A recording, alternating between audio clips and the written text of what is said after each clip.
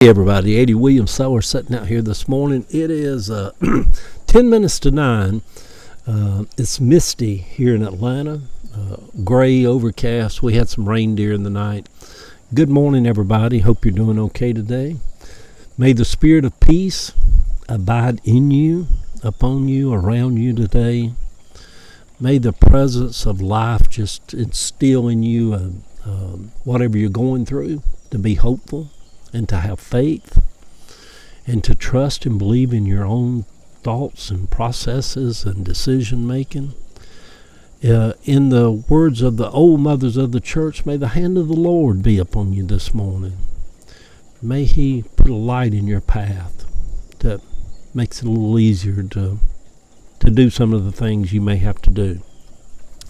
But anyhow, everybody, good Sunday morning. I've sat out here this morning and wrote this little post right here. Come on, let's read it. Reimagining life. On this Sunday, the Lord's Day, August the 2nd, 2026, across the South I was raised up in, Sundays were always known as the Lord's Day. I have been reimagining the back deck and the garden lately. Stains, paints, different colors. Clearing out some places in the garden, cutting back on the chicken coop, taking a break from having chickens. I want to reimagine the garden house while I'm at it. Maybe paint it, a different setup for it. Fall is coming. I never imagined life would be the way it turned out at 70. Half my life ago, when I was 35, I was living a very comfortable life in Rex, Georgia, with all the bills paid. We ate good. We had built a new home across the street from a 135-acre horse farm. The only time in my life I've ever had a new home. I'd go down in the evenings and watch them build it.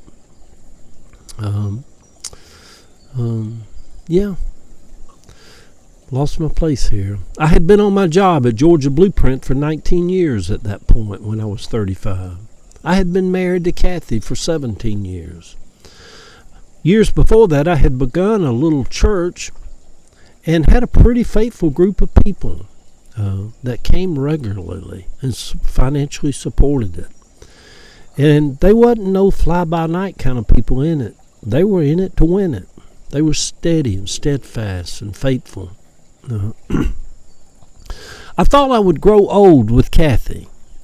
We got married when she was 16 and I was 18. And we had been together for years. And I just thought that me and her would grow old together in that house in Rex, Georgia, and watch our kids go off and move out and do their lives. But me and Kathy are still growing old together. Ain't a day goes by we don't talk to each other or around each other. I was just over there yesterday. She bought a bidet for Jill's bathroom in Cabbagetown. She called me. She said, "Eddie, if you got time, would you come and hook this bidet up?" Because she's spending a couple of days over there, and she loves a bidet. Ava and I have one too. We love them. They're more sanitary. They give you a little spraying down there to help keep you clean. Anyhow, that's neither here nor there. You know, you can get them. They're only like $35, $40. A little connections you put on your toilet that you can get off TikTok shop or something. But she loves her bidet. She has one at her house that I put up. Anyhow, I got way off track, y'all. See, I'm trying to be all Sunday-like, and how when you get older, you just go down tangents. A bidet. Maybe somebody needs a bidet out there. I thought I would preach until the day I died. I loved preaching. That was fun. People like, "Oh, I just carried the burden for the lost, and it's just the devil was against me all the time, and it was just not me." I felt like a rock star. I enjoyed it. Putting tents up around Atlanta and going out and doing radio broadcasts and having 3 or 4 times a week, I'd walk on the pulpit and preach somewhere, and it was just, there was a rhythm. To me, preaching to me was like my daily writing. There was a rhythm to it. I fell into it. You know, that scripture where the Bible said to be instant in season, not out of season, always have a word. And I'd go to visit somewhere and just stop in somewhere, and somebody said, Brother Eddie, come on, just preach. Go ahead and preach tonight. I don't care, we just preach. I'm like, I'm going to tell you, the Lord is my shepherd, I shall not want. And if you learn to trust upon the Lord, He will shepherd you through. I mean, it was just yeah. It was fun, y'all. Burden. The burdens came when I had to do funerals of little 12-year-old kids. That was a burden. That was heavy. But preaching? No. That's fun. At that time, I thought I would grow old with Kathy. But then over the next 4 years, I started reimagining. See, the devil's I started reimagining my life. At 39, my whole world shifted. I drove out of that driveway one evening, and the only thing I had in the back of my truck was a TV, because we had a lot of them. I took a TV, and I'd bought a little potted ficus tree that was about that big for $1 or something at a place called Ridgeway over on Jonesboro Road. And I had that little ficus tree for 18 years. It was 18 years old. And I kept it until it was 30. I kept it for 37 years. I just had some kind of emotional attachment to a plant. It'd been with me through it all. So soon after that, I quit my job, and I reimagined life as a business owner. I don't know where I thought I would be at 70. To be honest, I really didn't think I'd be here, y'all. I've had a few hiccups in life. A witch in New Orleans told me when I was 42 that I would more than likely die around 50. Something she saw about me that was not right about my heart, she said. She said, but if you make it through that, you'll live to be around 83. And at 50, I remember her telling me that when I was being resuscitated and being brought back to life in an emergency room before having a 6-hour heart surgery. So, I don't know, y'all. I guess she was right on that part of it.